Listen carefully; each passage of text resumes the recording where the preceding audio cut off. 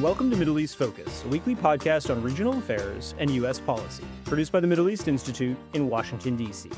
I'm Alistair Taylor, MEI's editor-in-chief. And I'm Matthew Czekaj, managing editor at MEI. On today's program, we're joined by Nadwa Al-Dawsari, MEI's leading expert on Yemen and the Houthis, to discuss the recently announced US-Houthi Ceasefire agreement, its implications for Red Sea regional security, the fallout from the announced deal in the US, Yemen, and beyond, as well as where the Yemeni civil war is headed. Nadwa is an associate fellow at MEI, a fellow at the Geneva-based Center on Armed Groups, and a non-resident fellow at the Irregular Warfare Initiative. She is a veteran researcher, conflict analyst, and policy advisor with 20 years of field experience in Yemen and the broader Middle East. As always, our listeners can subscribe to Middle East Focus on Spotify, Apple Podcasts, and other podcast providers. And please do check out MEI's other podcasts as well, Rethinking Democracy with Gunul Toll and Taking the Edge Off the Middle East with Brian Katulis. Nadwa, thank you very much for joining us today. It's great to have you back on the program. Thank you for having me. On May 6, President Donald Trump suddenly announced that the U.S. would halt its nearly 2-month-long bombing campaign against the Houthis, quote, effective immediately. This came as a result of an Omani-mediated ceasefire deal between the U.S. and the Houthis, along with a commitment that neither side would target the other, including American vessels, in the Red Sea and Bab el-Mandeb Strait. What else do we know about the deal? We don't know what is this deal going to lead to. It came as a result of different factors. One was the Omani mediation. As we know, the Omanis have even tried to dissuade the Trump administration from designating the Houthis as an FTO. Just to clarify for our listeners, an FTO is a foreign terrorist organization. If you remember that the week before, the Houthis suddenly released the Galaxy Leader crew. That was based on Oman's advice to the Houthis to avoid the FTO designation. But that didn't help. But then the Omani back-channel diplomacy continued in the same direction. But there are other factors at play. One of the important factors, in my opinion, is the Saudi-Iran diplomacy. Last month, Saudi Minister of Defense Khalid bin Salman visited Tehran for the first time. A high-level Saudi official visits Iran since the 90s. And he handed a letter from the King of Saudi to Khamenei. And in the letter, one of 4 key points was a request to Tehran to rein in the Houthis. The other factor, I think, very important factor, also the constant messaging from U.S. senior officials to Tehran to either stop arming the Houthis, sending weapons to the Houthis, or face consequences. That tone worked. But most importantly, the ceasefire came because this is the first time the Houthis face real military pressure. The airstrikes destroyed 8,000 of their military infrastructure, and that includes weapon depots, command and control centers, telecommunication facilities, and other military installments. And it killed hundreds of their leaders and commanders, field commanders, including missile and drone experts. It also sent their top leaders into hiding. So it really disrupted the group. According to a Yemen Houthi expert, Adnan al-Gabarni, he said that the 50-day campaign almost crippled the Houthis' missile capabilities. So they were coming close to losing more than they could tolerate.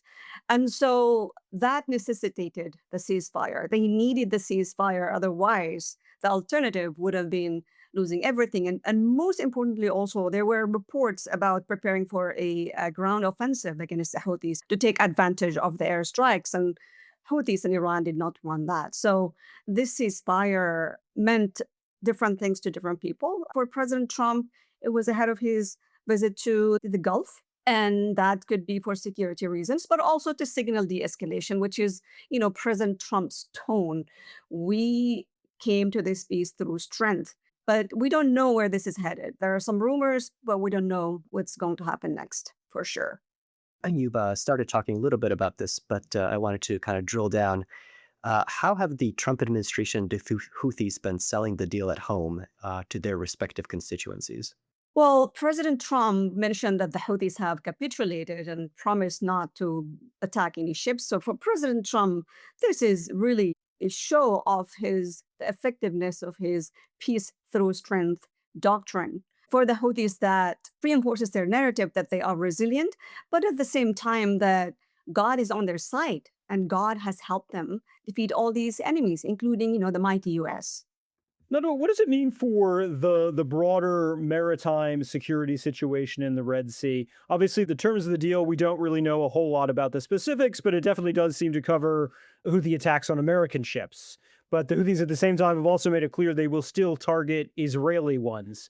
Where does that leave everyone else? And what does that mean for the security of international shipping routes through the Red Sea? I think the Israeli Houthi strikes, tit for tat, will continue as long as the war in Gaza continues.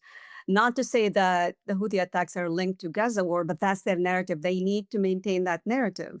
But at the same time, bigger picture, this is likely a pause for the Houthis. Like I said, the Houthis agreed to the ceasefire because they were pressured militarily.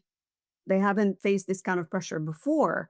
So they needed the ceasefire. No shift in intent, not from the Houthis, not from Iran. This is a tactical maneuver by the Houthis. They need the pause in order to regroup and adapt. This is something they've done throughout the conflict, throughout the past 10 years. Every ceasefire was an opportunity for the Houthis to regroup and make more gains. I think in the meantime, I think we will not see attacks against ships. They need this time to recover. So I think what they're going to focus with the help of the IRGC, I think it's very important, to keep that in mind. They'll focus on strengthening their supply chain through the vast network of smuggling and illicit trade network in Somalia and the Horn of Africa. They're actually already replenishing their arsenal. Just 10 days ago, while U.S. airstrikes were ongoing, the Houthis received the largest weapon shipment this year through 7 Red Sea entry points. And just yesterday, Yemeni government forces, Coast Guard, they have intercepted 2 DOs carrying large amounts of weapons to the Houthis, including 3 million detonators and a wiring system that's 3,600 kilometers long and satellite communication devices and other military equipment. So you see, they're already working on that. They'll likely also deepen collaboration with AKP at home and Al-Shabaab and ISIS in Somalia and Somali pirates. They'll likely also strengthen ties with Russia, with US adversaries, Russia and China. So this is a pause and strategic opportunity for the Houthis to learn, adapt, and create a system that is really hard to detect and hard to address in the future. So ceasefire or not, as long as the Houthis control territory and maintain access to the Red Sea, to the sea in general, they will remain a persistent threat to international shipping, but also regional security. On the conflict with Israel specifically, we have seen in recent days a sort of tit for tat, as you called it, of missile strikes on Ben Gurion International Airport. Another one last week by the Houthis, Israel carrying out strikes of its own as well, hitting the port of Hodeidah, Sana'a Airport, hitting Hodeidah again on May 11th. We're in, on the one hand, a situation that seems to be a sort of pause for regroup and resupply, as you said, with the U.S. But with Israel specifically, it does seem to be in a sort of an escalatory spiral. Where do you see that aspect of the conflict going? And do you think they'll look for an off-ramp there too, or kind of maintain that kind of current tempo as long as Israeli operations in Gaza continue? I think this is the one narrative that the Houthis will have to sustain because that is their legitimacy. And this is a group that doesn't care. If the Hodeidah seaport is bombed, they don't care. It reinforces their narrative that they are at war with Israel. Now, the problem is that Israeli airstrikes have focused also on Ras Asa seaport, which is a major hub for smuggling and fuel entry to the Houthis. So that might end up hurting the group. I don't know if that will force them to change their narrative. I think it wouldn't, but I think time will tell. The Houthis have also pledged to, quote, shut down Israeli airspace. Do you think that's achievable, or is that just sort of a rhetorical device? I think it's mostly rhetorical. They can disrupt. They came close to striking Ben Gurion Airport last week, and I think they'll continue to try to do that. So it is rhetoric. They couldn't possibly shut down Israel's airspace, but they could try. I think they will continue to try. If we could turn back to the impact of the US ending its air campaign on the domestic conflict dynamics that are in Yemen right now, what position are the Houthis in since the ceasefire was announced, and what will that mean for the Yemeni civil war going forward? So the US airstrikes did create a momentum. Like I said, the airstrikes under the Trump administration have been much more decisive and lethal in nature compared to the largely defensive, cautious airstrikes under the previous administration. They were hailed by many Yemenis because the Houthis have been trying to take Marib, which is the last stronghold of the government in the north, and they've been mobilizing forces into other front lines as well. So when the airstrikes came and they inflicted so much damage on the Houthis' capabilities, they were welcome. And the airstrikes created a momentum among Yemeni forces, among Yemenis who don't like the Houthis, that this would be the opportunity to support ground operation against the Houthis. I mean, they thought that this would be the next step. And there were rumors that the Yemeni government has been preparing for a ground offensive. We don't know if that's going to happen. There are rumors there are still preparations. But also there's been rumors that the Saudis are trying to renew discussions about the roadmap. This was a Saudi deal that was offered to the Houthis after the ceasefire in April 2022, after the Saudi-Houthi direct dialogue started. And there are rumors that the Saudis are trying to bring in the UN and push for a deal between the Houthis and Yemeni Presidential Council or Yemeni government. Over the past few weeks, senior Houthi leaders have reportedly been in Riyadh to discuss this roadmap. This could be the Saudis' way of seizing the opportunity to push for a deal between the Yemeni government and the Houthis and kind of exit Yemen, because this is what the Saudis have been trying to do since at least 2021. On the surface, this looks like it's peace coming, but in my opinion, that's a tactical gain, but a strategic miscalculation on the side of the Saudis and the US if it supports going in that direction. What do you think's motivating them that in Riyadh in that direction? Two things. One, the Saudis are really anxious about the possibility of renewed offensive because that will leave them vulnerable to Houthi cross-border attacks. The Saudis worked hard in order to get the Houthis to stop these attacks, and mainly by talking to the Iranians, but also directly with the Houthis. And the Saudis have been focused mainly on their domestic agenda, their economic agenda, Vision 2030. They don't want to be re-entangled in the Yemen mess, especially that they don't have the protection they need. And overall, they seem to be going for more de-escalation in the region rather than escalation. I think also Riyadh is eager to exit Yemen through a political settlement and sort of close that chapter of 10 years of being dragged down a conflict that seems to be lasting forever. And they've come close. I mean, they've kind of been at that point where they'd, been on the cusp of a deal, but that's just never actually come to fruition. Yes, I mean they've been trying hard since 2022. They presented the roadmap to the Houthis. They've tried to convince the Houthis. They promised to pay salaries. That deal, if the Houthis took it, they would have come out on top, and it was largely to their advantage. They could have taken the deal and then resumed ground operations and took all Yemen if they wanted, but then instead they escalated in the Red Sea. You talked a bit about how the campaign has affected the Houthis' command and control capabilities, their ability to continue their attacks against Red Sea shipping, and so on. But I wonder if you could speak a bit more on whether or not the US airstrikes have had much of an impact on the Houthis' ability to retain territorial control or even control over their populations in the Houthi-held areas. Yes, it actually did disrupt the Houthis' supply line and preparedness near Marib.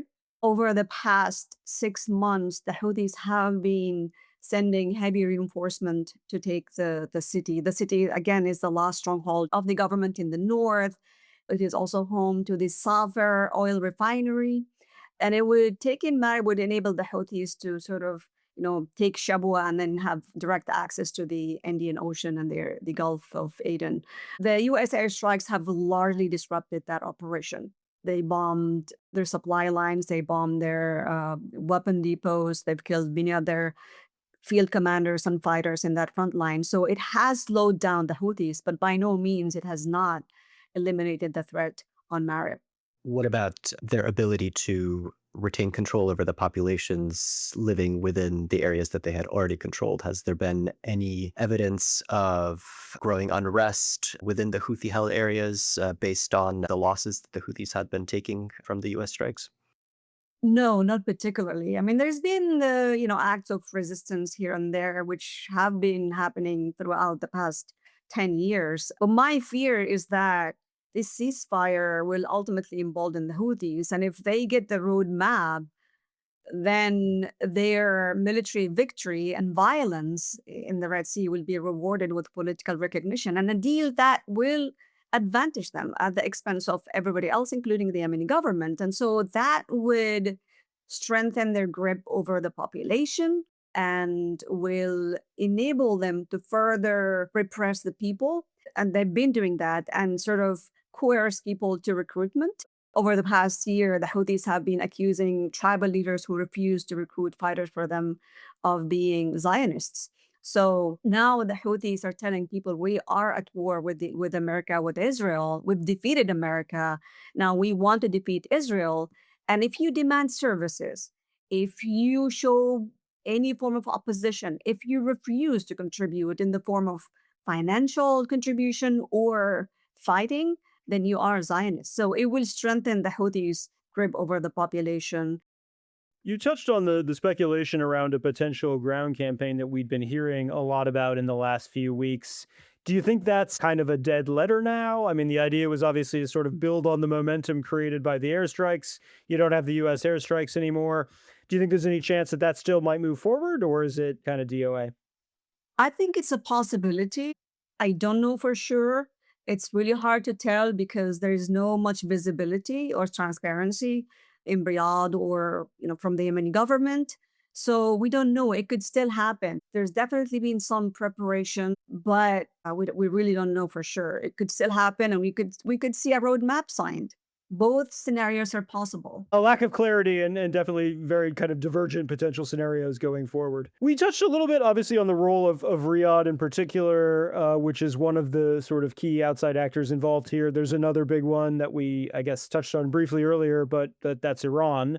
And the Iran-Houthi dynamic is a complicated one at the moment, especially given that Tehran is currently in the midst of talks with Washington over its nuclear program.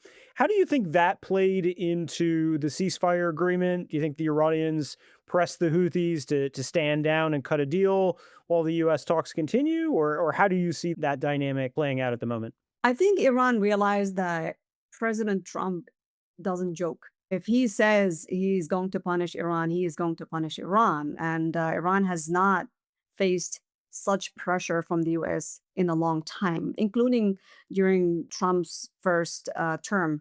So it's two things. One, Tehran has lost a lot over the past few months. They've lost Syria, they've lost Hezbollah. The situation in Iraq is shaky for them. And the Houthis are the last standing proxy. They need to keep the Houthis. They need to protect the Houthis, not only because they are the last proxy, but because they are the one with the most potential. They've already invested so much in the Houthis. The Houthis are now, with the help of Iran, have established influence in Somalia, throughout East Africa. They've been training hundreds of Africans and sending them back home to Eritrea, Ethiopia, Djibouti, Somalia to work as assets. So they need to make sure that the Houthis' impulse for sort of, escalation does not lead to their demise. So I think, yes, absolutely, Iran has pressured the Houthis to stop. That's one. But at the same time, like I said, the Houthis have also faced a lot of pressure and they've been disrupted widely. Iran also was concerned that if the Houthis continue to strike ships in the Red Sea, they will face the consequences. The ceasefire was Iran's way of weathering the Trump storm. I don't believe there's a commitment from Iran to de-escalation. I don't believe there's a commitment to stop sending weapons to the Houthis. I think it's just a tactical maneuver. So a short-term strategy to address the current problem while they'll bide time, and then the IRGC will resupply and the Houthis will restock and replenish. Buy time, strategize, regroup, and come back stronger. I want to ask about the sort of Horn of Africa piece and the kind of role of the Houthis as a sort of intermediary, building bridges with groups in Somalia, Eritrea, you said Ethiopia, things like that. That's not, I think, a facet of this that is particularly well understood or well acknowledged in Washington. I wonder if you could just elaborate on that a little bit more. What are Iran's aspirations there? What are the Houthis' aspirations? What does that kind of mean for Yemen itself, as well as the sort of broader regional picture? The focus has been mainly on Somalia, obviously, because Somalia is an unstable country, and that's where Iran always find ways to create influence. Would help Iran achieve a strategic depth beyond the Middle East. The Houthis have been in Somalia. They've sent trainers to train Al-Shabaab and also ISIS. In Somalia, they've supplied them with suicide drones. They have collaborated to target ships in the Red Sea. It's been a steady sort of process of building alliances and training and sort of strategizing together, because the goal is to disrupt US influence in the region. The goal is to undermine US allies in the region as well. I know not many people are talking about this, but if you remember in the early days of the war, people were denying that Iran supplies the Houthis with weapons. And then years later, the evidence became overwhelming. This is an area that could create a lot more problems for the US and the entire region, because the move now is for the Houthis to create their own sort of network of informal extremist actors and to strengthen their asymmetric warfare capabilities that are really, really hard for the US or its allies in the region to respond to or to deal with, as we've seen over the past decades. Longer term, Nadwa, I guess my question for you is, what would you like to see the U.S. do? What would be your policy recommendations if you had a few minutes to talk to folks in the White House or on the national security teams? What would you recommend in this kind of fraught, tricky moment? I think ending the airstrikes against the Houthis was a good move. It was not necessarily a bad move. The longer the US stayed, the riskier it would have become, because if you remember when the US struck Ras Asa seaport, 80 people were killed, mostly civilians. And so that doesn't pod well for the US in the future. But I think what I would like the US to have done is, or to do, because it's still doable, is to come up with an exit strategy. The goal was to prevent the Houthis from attacking or threatening Red Sea shipping in the future. And right now, the results are temporary, they're not long term.